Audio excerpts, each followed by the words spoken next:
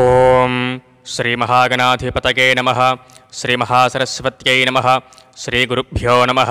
हरिः ओम। अथ नक्षत्रेष्टि। अथ कृत्तिका नक्षत्रः। ओम अग्निर्नः पातु कृत्तिकाः नक्षत्रं देवमिन्द्रियम् इदमासां विचक्षणं हविरासं जुहोतन यस्य भान्ति रश्मयो यस्य केतवः यस्येमा विश्वा भुवनानि सर्वा सकृत्तिकाभिरभिसंवसानः अग्निर्नो देवः सुविते दधातु। रोहिणी नक्षत्रः। ओम प्रजापते रोहिणी वेतुपत्नी विश्वरूपा बृहति चित्रभानुः सा नो यज्ञस्य सुविते दधातु यथा जीवेमः सरदः सवीराः रोहिणी देव्युदगात् पुरस्तातु विश्वारूपाणि प्रतिमोदमाना प्रजापतिगुं हविषा वर्धयन्ति प्रिया देवानामुपयातु यज्ञम्। मृगशिरा नक्षत्रम्। ओम सोमो राजा मृगशीरुषेण आगन्नु शिवं नक्षत्रं प्रियमस्य धामा आप्यायमानो बहुधा जनेषु रेतः प्रजां यजमाने दधातु यत्ते नक्षत्रं मृगशीरुषमस्ति प्रियगुं राजन् प्रियतमं प्रियाणां तस्मै ते सोम हविषा विधेम शन्न एधि द्विपदे सञ्चतुष्पदे। आर्द्रा नक्षत्रम्।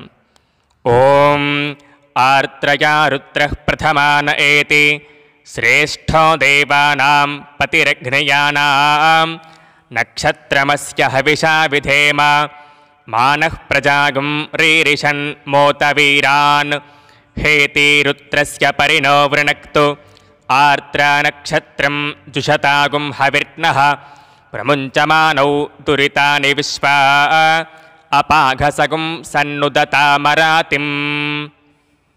पुनर्वसु नक्षत्रम्।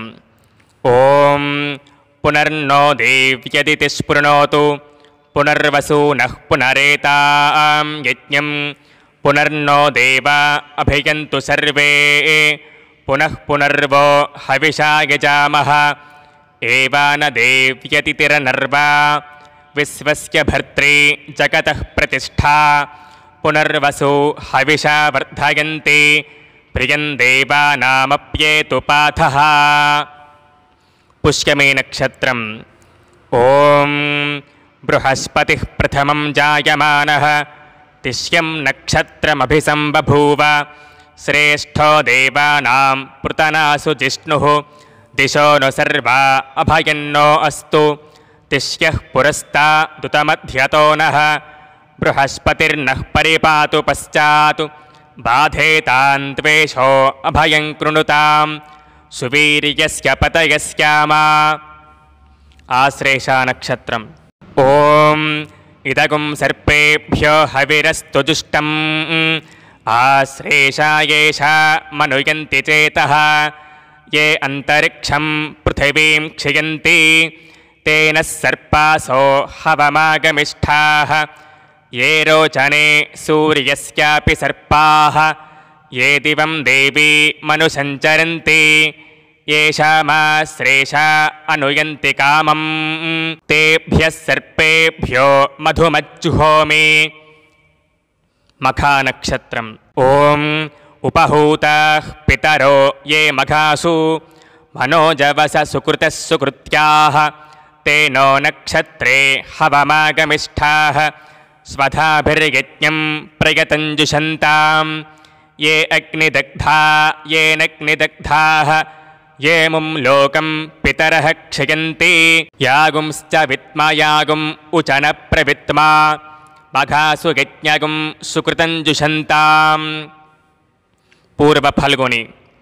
ओम गवां पतिः फल्गुनी नामसित्वं तदर्यमन् वरुणमित्रचारु तन्त्वा वयगुं सनितारगुं सनीनां जीवा जीवन्तमुपसंविसेम येनेमा विश्वा भुवनानि सञ्चिता यस्य देवा अनुशम्यन्ति चेतः अर्यमा राजा जरस्तु विश्मान् फल्गुनीना मृषभो रोरवीति। उत्तरफल्गुनी नक्षत्रम्। ॐ श्रेष्ठो देवानां भगवो भगासि तत्त्वाविदुः फल्गुनेस्तस्य वित्तात् अस्मभ्यं क्षत्रमजरगुं सुवीर्यं गोमदश्ववदपसन्नुदेहा भगो हदाता भग इत्प्रदाता भगो देवीः फल्गुनीराविवेश भगस्येत्तं प्रशवं गमेम यत्र देवैः सधमादं मदेम। हस्तानक्षत्रम्। ॐ आयातु देवः सवितोपयातु हिरण्ययेन सुवृतारथेन वहनुहस्तगुं सुभगं विद्मनापसं प्रयच्छन्तं पपुरिं पिण्यमच्छा हस्तः प्रयच्छत्वमृतं वसीयः दक्षिणेन प्रतिगृह्णीम एनतु दातारमत्य सविता विदेय यो नो हस्ताय प्रसुवाति यज्ञम्। चित्तानक्षत्रम्। ॐ त्वष्टानक्षत्रमभ्येति चित्रां सुभगुंससं युवतिगुं रोचमानां वेशयन् नमृतान् मर्त्यागुश्च रूपाणि पिगुंसन् भुवनानि विश्वा तन्नस्त्वष्टा तदुचित्रा विचष्टां तन्नक्षत्रं भूरिदा अस्तु मह्यं तन्नः प्रजां वीरवतीगुं सनोतु गोभिर्नो अश्वै समनक्तु यज्ञम्। स्वातिनक्षत्रम्। ॐ वायुर्नक्षत्रमभ्येति निष्ठ्यां तिक्मशृङ्गो वृषभो रोरुवाणः समीरयन् भुवनामातरिष्वा अपत्वेषागुंसि नुदुतामरातीः तन्नो वायुस्तदुनिष्ट्या शृणोतु तन्नक्षत्रं भूरिदा अस्तु मह्यं तन्नो देवासो अनुजानन्तु कामं यथा तरेम दुरितानि विश्वा। विशाखानक्षत्रम्। ॐ दूरमस्मच्छत्रवो यन्तु भीताः तदिन्द्राग्नी कृणुतां तत्विशाखे तन्नो देवा अनुमदन्तु यज्ञं पश्चात् पुरस्तादभयन्नो अस्तु नक्षत्राणामधिपत्नी विशाखे श्रेष्ठाविन्द्राग्नी भुवनस्य गोपौ विशोचः शत्रु न पबाधमानौ अपक्षुधन्नुदतामरातिम्। पूर्णिमानक्षत्रम्। ॐ पूर्णा पश्चादुतपूर्णा पुरस्तातु उन्मध्यतः पौर्णमासी जिगाय तस्यां देव अधिसंवसन्तः उत्तमेनाक इह मादयन्तां पृथिवी सुवर्च युवतिः सजोषाः पौर्णमास्युदगाच्छोभमाना आप्याययन्ति दुरितानि विश्वा उरुन्दुहां यजमानाय यज्ञम्। अनुराधानक्षत्रम्। ॐ अर्ध्यास्महव्यैर्नमसोपसत्य मित्रं देवं मित्रधेयन्नो अस्तु अनुराधान् हविषा वर्धयन्तः शतं जीवेमः सरदः सवीराः चित्रं नक्षत्रमुदगात् पुरस्तातु अनुराधास इति यद्वदन्ति तन्मित्र एति पतिभिर्देवयानैः हिरण्ययैर्विततैरन्तरिक्षे। ज्येष्ठानक्षत्रम्। ॐ इन्द्रोच्येष्ठा मनुनक्षत्रमेति यस्मिन् वृत्रं वृत्रतूर्ये ततारा तस्मिन् वयममृतं दुहानाः क्षुधन्तरे मधुरितं दुरिष्टं पुरन्धराय वृषभाय धृष्णवे अषाढाय सहमानाय मेढुषे इन्द्राय ज्येष्ठा मधुमत्तुहाना उरुङ्कृणोतु यजमानाय लोकम्। मूलानक्षत्रम्। ॐ मूलं प्रजां वीरवतीं विदेय पराच्केतु निरृतिः परा च गोभिर्नक्षत्रं पशुभिः समक्तम् अहर्भूयात्यजमानाय मह्यम् अहर्नो अत्यशुभिते ददातु मूलं नक्षत्रमिति यद्वदन्ति पराचीं वाचा निरृतिं नुदामि शिवं प्रजायै शिवमस्तु मह्यं पूर्वाषाढा नक्षत्रम् ॐ या दिव्या आपः पयसा सम्बभूवुः या अन्तरिक्ष उत पार्थिवीर्याः यासामषाढा अनुयन्ति कामं तान आपश्य कुस्यो न भवन्तु याश्च कूप्या याश्च नाद्याः समुद्रयाः याश्च वैशन्ती ऋतप्रासचीर्याः यासामषाढा मधुभक्षयन्ति तान आपश्य कुस्यो न भवन्तु उत्तराषाढा नक्षत्रम् ॐ तन्नो विश्वे उपशृण्वन्तु देवाः तदषाढा अभिसंयन्तु यज्ञं तन्नक्षत्रं प्रदतां पशुभ्यः कृषिर्वृष्टिर्यजमानाय कल्पतां शुभ्राः कन्या युवतयः सुपेशसः कर्मकृतः सुकृतो वीर्यावतीः विश्वान् देवान् हविषा वर्धयन्तीः अषाढाः काममुपयान्तु यज्ञं श्रवणानक्षत्रम् ॐ शृण्वन्ति श्रोणा ममृतस्य गोपां पुण्यामस्या उपशृणोमि वाचं महीं देवीं विष्णुपत्नीमजूर्यां प्रतीचीमेनागुं हविषा यजामः त्रेधा विष्णुरुगायो विचक्रमे महीं दिवं पृथिवीमन्तरिक्षं तच्छ्रोणैति श्रव इच्छमाना पुण्यकुश्लोकं यजमानाय कृण्वति धनिष्ठा नक्षत्रम् ॐ अष्टौ देवा वसवः सोम्यासः चतस्रो देवी रजराश्रविष्ठाः ते यज्ञं पान्तु रजसः परस्तात् संवत्सरेण ममृतकुष्वस्ते यज्ञन्नः पान्तु वसवः पुरस्तात् दक्षिणतो भियन्तु श्रविष्ठाः पुण्यं नक्षत्रमभिसंविसाम मानो अरातिरघसकुंस आगन्नो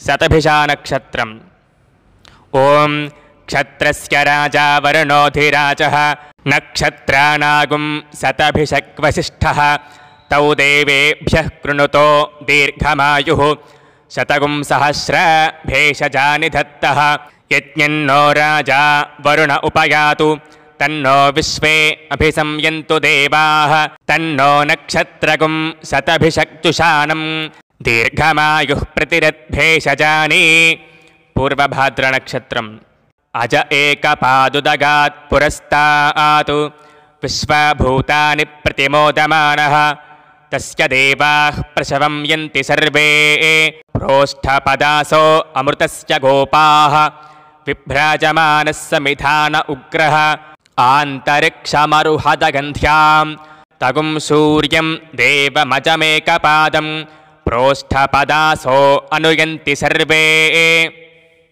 उत्तरभाद्रनक्षत्रम् ॐ अहिर्बुध्नयः प्रथमान एति श्रेष्ठो देवानामुतमानुषाणां तम्ब्राह्मणाः सोमपाः सोम्यासः प्रोष्ठपदासो अभिरक्षन्ति सर्वे चत्वार एकमभिकर्म देवाः प्रोष्ठपदास इति यान् वदन्ति ते बुध्नयं परिषत्यग्गुस्तुवन्तः अहिगुं रक्षन्ति नमसोपशत्या रेवती नक्षत्रम् ॐ पूषा रेवत्यन्वेति पन्था पुष्टिपति पशुपा वाजपस्त्यौ इमानि हव्या प्रयताजुषाणा सुगैर्नो यानैरुपयातां यज्ञं क्षुद्रान् पशून् रक्षतु रेवतीनः गावो नो अश्वागुम् अन्वेतु पूषा अन्नगुं रक्षन्तौ बहुधा विरूपं वाजगुं सनुतां यजमानाय यज्ञम् अश्विनी नक्षत्रम् ॐ तदश्विनावस्वयुजोपयातां सुभङ्गमिष्ठौ सुयमेभिरश्वैः स्वन्नक्षत्रगुं हविषा यजन्तौ मध्वा सम्पृक्तौ यजुषा समक्तौ यौ देवानां भिषजौ हव्यवाहौ विश्वस्य दूता वमृतस्य गोपौ तौ नक्षत्रं जुजुषानोपयातां नमोऽश्विभ्यां कृणुमोऽश्वयुग्भ्यां भरणी नक्षत्रम् ॐ अपपाप्मानं भरणीर्भरन्तु तद्यमो राजा भगवान् विचष्टां लोकस्य राजा महतो महान् हि सुगन्नः पन्थामभयं कृणोतु यस्मिन्नक्षत्रे यम एति राजा यस्मिन्नेनमभ्यसिञ्चन्त देवाः तदस्य चित्रगुं हविषा यजाम अपपाप्मानं भरणीर्भरन्तु। सर्वे जनाः सुखिनो भवन्तु, लोकाः समस्ताः सुखिनो भवन्तु। ओम नमः शिवाय।